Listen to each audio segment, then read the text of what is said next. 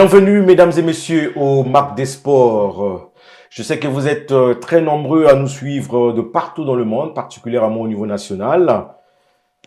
Les Jeux Olympiques Paris 2024, Open de tennis et le handball, c'est le sommaire de cette émission du jour. Restez avec nous, on se retrouve après une courte pause. La Dream Team de cette émission est déjà sur le plateau. Marvin Sondé, bonjour. Bonjour Dadé. Achille Zikou, bonjour et bienvenue. Salut Francis Dadé, parce qu'il y en a qui vont nous suivre la nuit. Oui, bien sûr. Alors, nous allons ouvrir cette émission avec les Jeux Olympiques Paris 2024, où Freddy Mayala, Vanessa Bobimbo, Natasha Ngoy, tous ces athlètes sont déjà éliminés dès le premier tour. Mais il y a quand même quelque chose d'exceptionnel, mesdames et messieurs, c'est que Freddy Mayala a fait deuxième de sa série et Vanessa Bobimbo a remporté sa série. Et en ce qui concerne Natasha Ngoy, elle a fait 2 tours dans cette compétition, c'est-à-dire qu'elle a gagné la première série et au deuxième tour, elle s'est fait éliminer. C'est quand même une première dans l'histoire de l'athlétisme ou encore de la natation au niveau du Congo, de voir des athlètes en phase finale des Jeux Olympiques faire ce genre de résultats. Alors messieurs, une question, on va faire le tour de table. Qu'est-ce que vous avez pensé de ces résultats, même si nous sommes éliminés? On l'avait déjà aussi prédit lors de l'émission précédente. Marvin. Déjà, j'étais de ceux qui disaient sur ce plateau que je ne voyais pas nos deux nageurs aller vraiment très loin dans cette compétition, parce que c'est quand même le sommet de la natation. Lorsque vous êtes au JO, vous vous confrontez aux plus talentueux dans cette discipline. Et je crois qu'on s'était dit, en fait, l'objectif pour nos deux nageurs, c'était d'améliorer leur performance. Et c'est ce qui a été fait. Donc, c'est une très bonne chose. Ils sortent là-bas, je pense, la tête haute. C'est ce qui est déjà bien. Et puis, je crois que les JO étaient une occasion pour eux aussi d'évaluer vraiment leur niveau réel et en fonction de ça, travailler sur les petites lacunes et puis améliorer en tout cas tout le positif qu'on a vu d'eux, et on leur souhaite vraiment bonne chance pour la suite. Alors Achille Zikototo, on a vu que ces résultats, c'est quand même quelque chose de positif. Et dans les années passées, on avait honte de parler de la natation, par exemple, quand il s'agissait de ces grandes compétitions. Mais là, on remarque quand même que les athlètes congolais, malgré la préparation médiocre qu'ils ont pu avoir, ils ont quand même, cette fois-ci, on n'a pas honte du drapeau congolais par rapport à ce qui a été fait lors de cette compétition en ce qui concerne la natation. Bon, globalement, Francis, je retiens que le Congo est allé faire de la figuration, comme on s'y attendait. Tous nos athlètes ne se sont pas qualifiés en obtenant les minima, ça c'est la chose la plus importante. Et ces victoires lors des séries, on peut ajouter aussi, en dehors des deux nageurs, on peut ajouter aussi celui de Natasha Ngoy lors de sa première série. Il y en a qui pensaient qu'il était même qualifié en finale, mais c'est parce que les gens ne comprennent pas, je ne parle pas d'une ignorance, mais parce que les gens ne comprennent pas comment fonctionnent les concours, les différents concours lors des compétitions comme les JO. Donc, c'était des victoires lors des préliminaires, donc avec des concurrents qui n'étaient pas du niveau de la crème, comme a dit Marvin Sondé. Je pense, pour des gens qui veulent rehausser le niveau justement de notre athlétisme, essayer de se poser des questions. Ce ne sont que les séries, mais s'ils ont eu la capacité de gagner certains nageurs, certains athlètes d'autres nations, même s'ils ne sont pas de la crème, ça veut dire, comme je rejoins Marvin, que si on fait beaucoup d'efforts, si on met du sérieux, c'est possible justement que lors des compétitions futures, que le Congo justement n'aille plus pour ne faire que de la simple participation. Et lorsque j'ai vu l'engouement des Congolais dans tous les coins du monde, ou sur ces séries-là, effectivement, il y en a qui ne savaient pas que c'était juste des séries qui étaient parfois dans les préliminaires de qualification, finale, parfois dans les qualifications préliminaires. Quand les gens ont jubilé, je lis l'impatience des Congolais à considérer le sport justement comme un vecteur qui peut leur envoyer cet ascenseur qui est la joie, d'être congolais. Et c'est un appel en même temps aussi à nos autorités au niveau gouvernemental et nos autorités sportives de dire donnons la chance à ces jeunes pour une bonne pratique bien organisée du sport au niveau congolais. Pour terminer, Je Marvin. crois que les JO étant une compétition de très grande importance, Oui. vous avez à cette compétition, alors les différentes disciplines, en tout cas des recruteurs aussi, et je crois que les performances, surtout de nos deux Nageurs. pourraient les aider à avoir des contrats au niveau des clubs un peu vers l'Occident. Oui. Et je crois que ça pourrait vraiment encore davantage les aider à donner le meilleur d'eux-mêmes pour venir faire honneur au pays lors des prochaines compétitions. Pardon. Alors, nous allons maintenant passer à présent au tennis. Le tennis, il y a donc l'Open de tennis de Brazzaville qui se tient actuellement au niveau de la capitale. Et toute cette semaine, il y a eu la première partie. Donc, la première partie a pris fin. Nous allons maintenant écouter un peu les athlètes qui ont gagné parce qu'il y a eu remise des coupes. Et la deuxième semaine de cette compétition va commencer donc à partir de ce lundi. Et on écoute donc le promoteur et quelques athlètes qui ont remporté les trophées. Suivez. Je suis vraiment satisfait, le pari a été réussi. Moi, mon objectif, c'est de développer le tennis au Congo, c'est-à-dire que c'est encore un sport de niche, mais on a la possibilité, parce qu'on a des jeunes joueurs ici, congolais, qui sont en train d'émerger petit à petit, parce qu'on organise énormément de tournois maintenant. Donc le but, c'est vraiment de développer cette discipline ici au Congo et d'organiser des tournois encore un peu plus prestigieux que celui-ci. Oui, c'est un très bon tournoi. Je suis très content d'être ici. C'était une très bonne expérience cette semaine. Et j'espère vraiment, c'est bon, c'est dans le futur, il peut faire les tournois plus grands au Congo et que les joueurs comme Nadal et Djokovic, ils viennent jouer ici aussi à Brazzaville. Voilà, alors Achille Kutoto, pas de Congolais dans le Caridas de cette première partie du tournoi.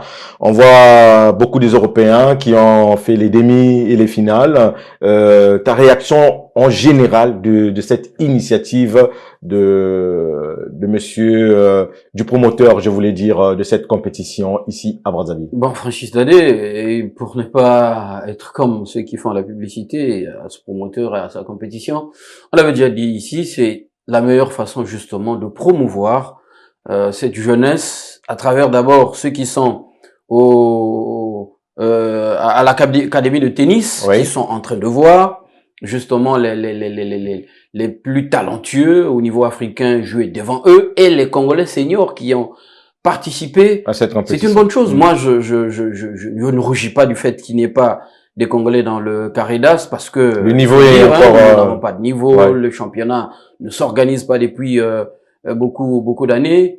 Mais c'est dans la douleur, effectivement. C'est parce que les gens sont impatients, parce qu'on organise, on se dit que on va gagner le tennis, excusez-moi de le terme, oui, et au point zéro au niveau national.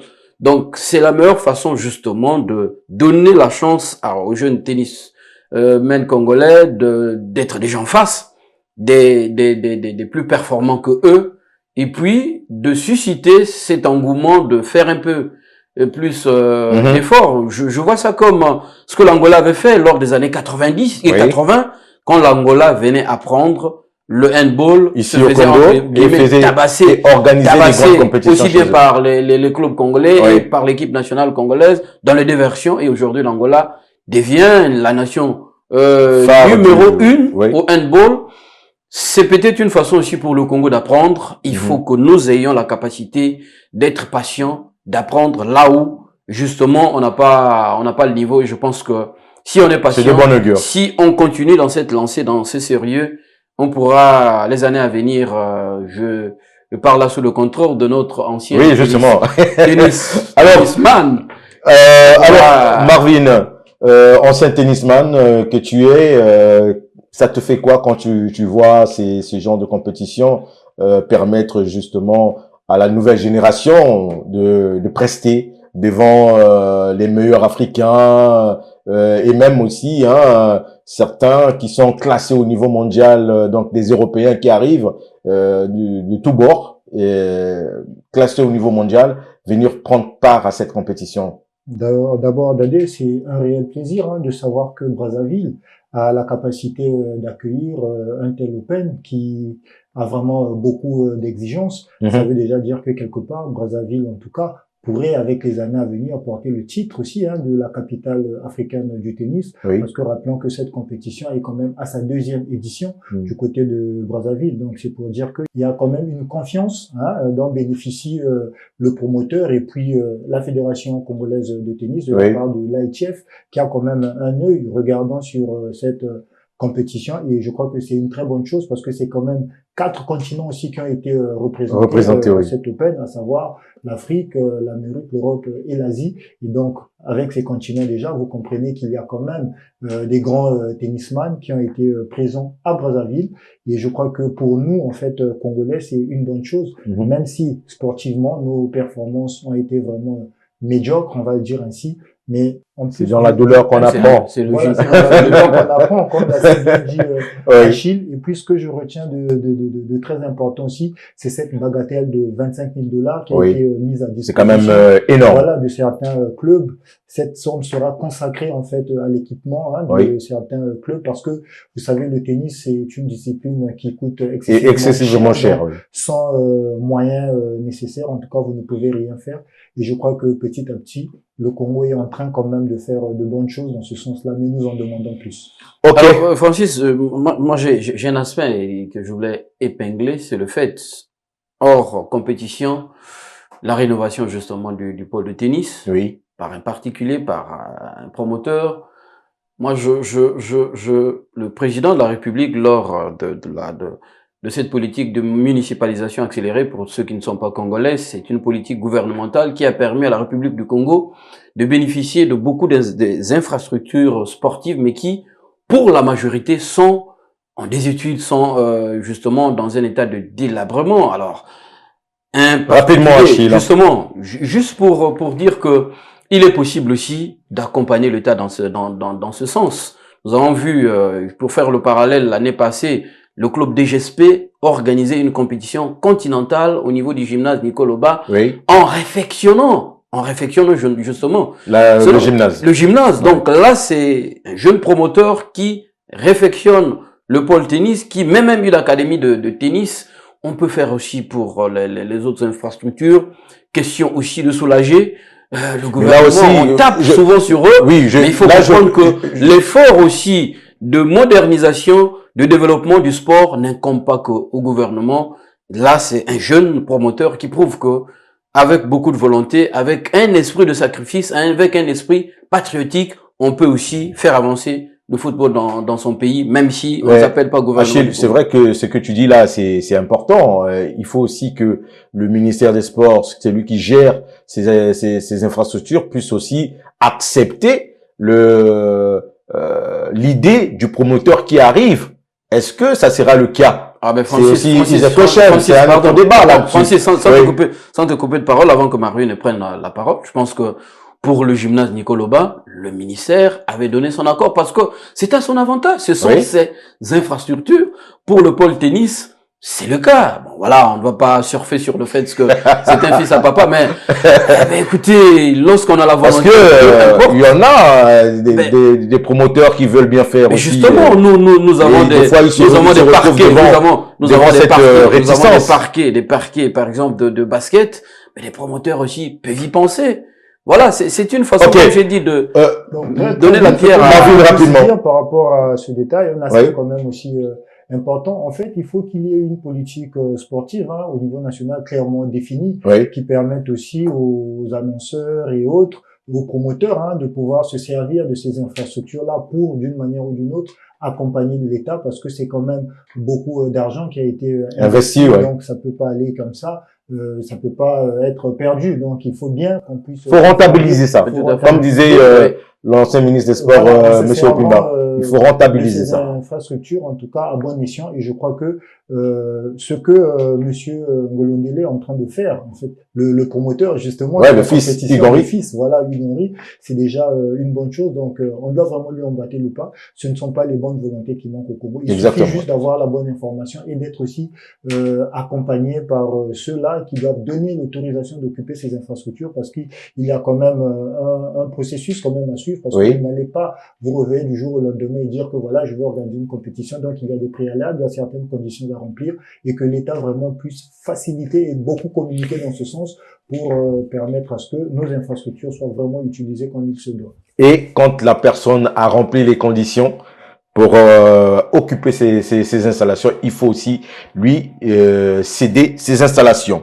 Alors maintenant, passons au handball. Au handball, nous allons aller du côté du gymnase Nicoloba, où a démarré la 25e édition du championnat national de handball, dames et messieurs. Et il y a eu donc l'ouverture ce week-end. Nous allons donc écouter le président de la fédération, Yann Aessa, lors de son mot d'ouverture, qui a épinglé certains points. Suivez. Nous avons, dans la douleur, mais aussi avec courage et enthousiasme et également abnégation, organisé les différents championnats nationaux en seniors, mais aussi et surtout chez les juniors, pépinières de l'avenir. En parlant des juniors et donc des plus jeunes, je tiens à féliciter de manière particulière les encadreurs et les formateurs qui, dans l'ombre, travaillent sans assistance réelle et surtout sans aucune reconnaissance à construire les champions d'aujourd'hui et de demain. Dans ce monde où l'argent est au-dessus de tout, ils font beaucoup avec très peu. Ils donnent gratuitement de leur personne et se sacrifient dans une indifférence inavouée. C'est ici, pour ma personne, l'occasion de mettre en lumière l'engagement, le dévouement, la passion et le sacrifice dont ils font montre.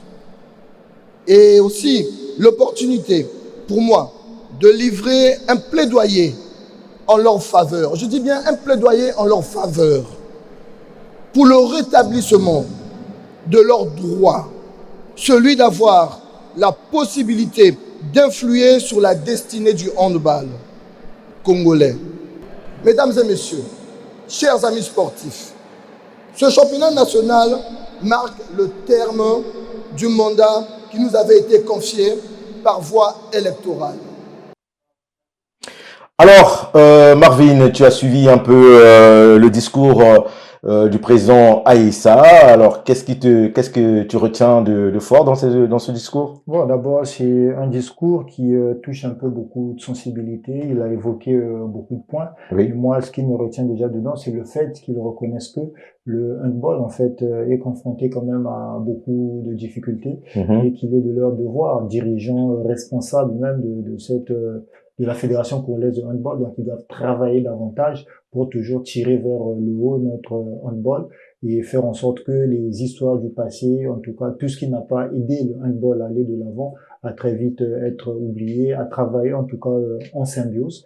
Et c'est ce qui est déjà bien. Et surtout, je pense aussi qu'il insiste beaucoup plus sur un climat vraiment sain dans cet environnement, parce qu'il y a eu beaucoup de situations entre-temps qui n'ont vraiment pas aidé le handball congolais. On en a connu lors du championnat départemental de Brazzaville avec quelques défections qu'on a connues. Et je pense que cette compétition ici, c'est-à-dire le championnat national, vient un peu faire oublier cet épisode qui n'a pas été en tout cas positif, et je crois que c'est quand même des propos pour moi à encourager, parce que c'est quelqu'un qui est aussi caractérisé par une certaine honnêteté, et c'est ce qui est déjà bien.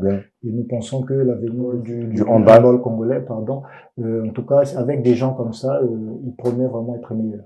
Achille Gototo, qu'est-ce que tu en penses toi déjà? Mais déjà, il y a un point qu'il a soulevé.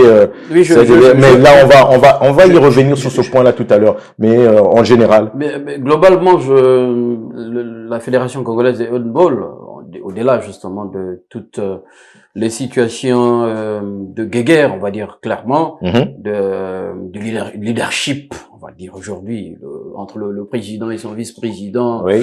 Voilà, on va pas revenir sur tout ce qui a entaché un peu justement la bonne marche de cette fédération, mais personnellement, ils ont ma mention justement de satisfaction dans la régularité concernant l'organisation justement des compétitions Oui.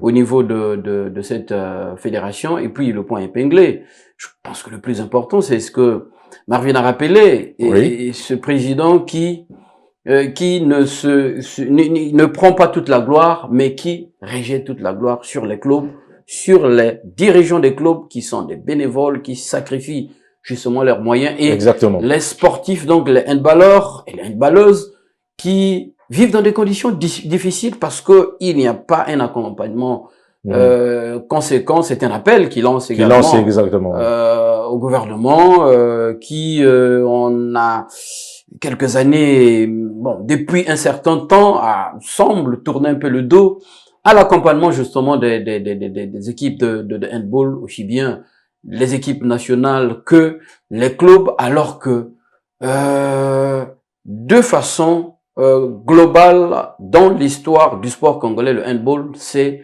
le sport qui a le plus fait honneur au Congo.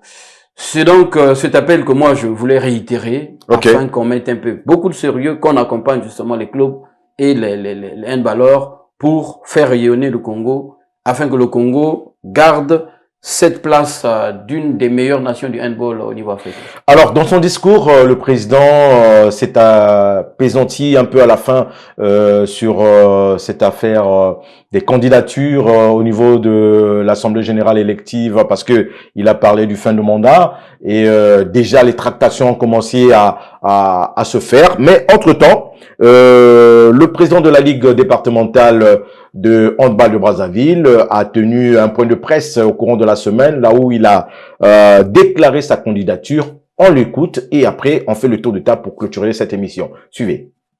2 août 2024, j'ai le plaisir d'annoncer devant la face du monde sportif en général et du handball en particulier que je fais acte de candidature au poste de président à la Fédération congolaise de handball. Le président de la Ligue départementale a saisi cette opportunité pour justifier sa candidature. Il ressort qu'en dépit des résultats glanés ces 4 dernières années, le handball demeure confronté à de nombreux défis. Nous souhaitons instiller un nouveau dynamisme à notre fédération pour promouvoir et développer la pratique du handball sur toute l'étendue nationale. Achizuku Toto, une réaction par rapport à la déclaration de Monsieur Avicenne Nzikou pour la prochaine Assemblée générale. Il se présente comme candidat du poste de président.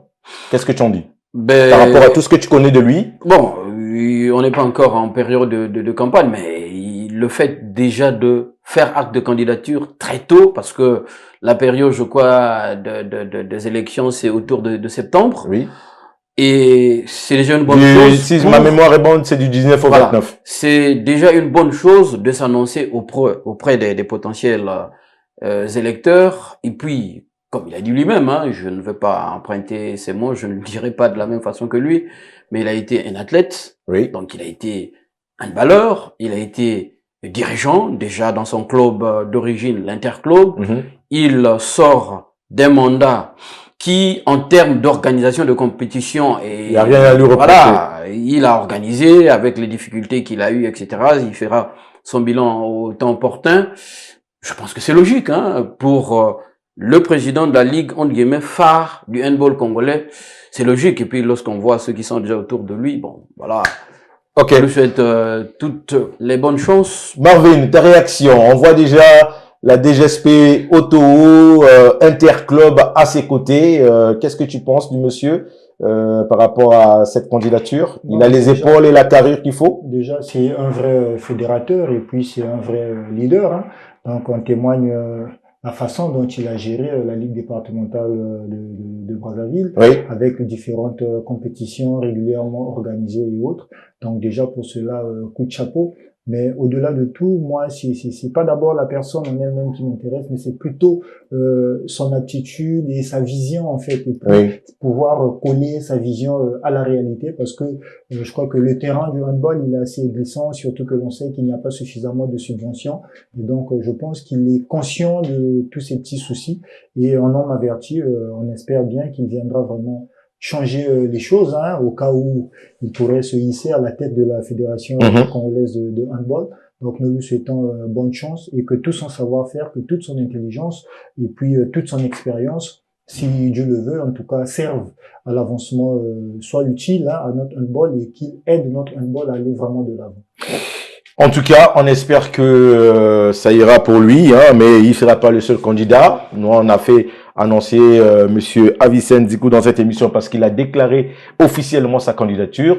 Et d'ici quelques semaines, il y aura sûrement une conférence de presse avec la presse nationale pour découvrir son programme. Entre-temps, il y a aussi d'autres candidats qui vont se prononcer d'ici peu, et on va aussi faire la part belle à ces candidats pour équilibrer un peu les choses, parce que tout le monde est au départ de la course. Il faut donner la chance à tout le monde. Voilà, c'est terminé pour aujourd'hui. Bonne suite au programme avec Vox TV. Au revoir et à la prochaine.